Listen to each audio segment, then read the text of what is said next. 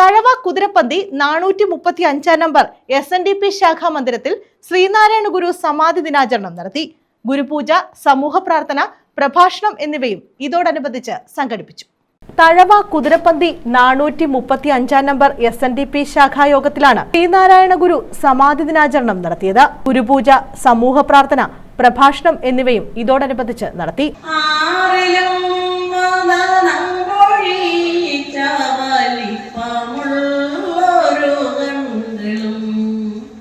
അദ്ദേഹത്തിന്റെ ഭാവനയിൽ ആ തുടങ്ങുന്ന അക്ഷരം തൊട്ട് അവസാന അക്ഷരം വരെ ഭഗവാനെ വർണ്ണിക്കുക. ഗുരുദേവനെയല്ല വർണ്ണിച്ചത്. അദ്ദേഹം ഭഗവാന്റെ ഓരോ രൂപങ്ങളും ഓരോ രീതികളും അദ്ദേഹത്തിന്റെ ഭക്തി കൊണ്ടും മറ്റു ഭഗവാന്മാരുടെ കൃതികളാണ് എഴുതിയത്.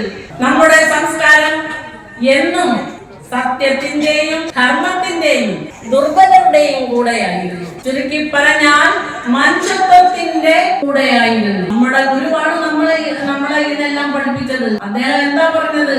നമുക്ക് പരസ്പരം നമുക്കൊരു സാഹോദര്യ സ്നേഹം വേണ്ട. നമ്മൾ അവരോട്ടും തിരിച്ചാൽ മതിയോ? നമ്മൾ അധ്വാനിക്കണം.